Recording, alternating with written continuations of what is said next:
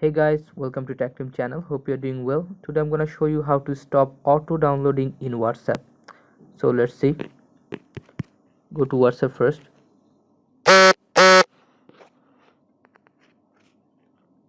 Then click on the three dot icon above, this one. Go to settings.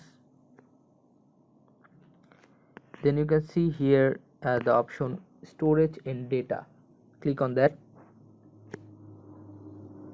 Now scroll down a bit and you can see here when using mobile data, click on that and untick all of this. Click OK. Then go to when Wi-Fi connected, this one, untick all of this, and then go when roaming, this one, untick all of this, click OK. Now your auto downloading is stopped. So this is how you can stop auto downloading in WhatsApp. Guys, if you find this video helpful, give a thumbs up and hit the subscribe button. Thank you so much for watching the video.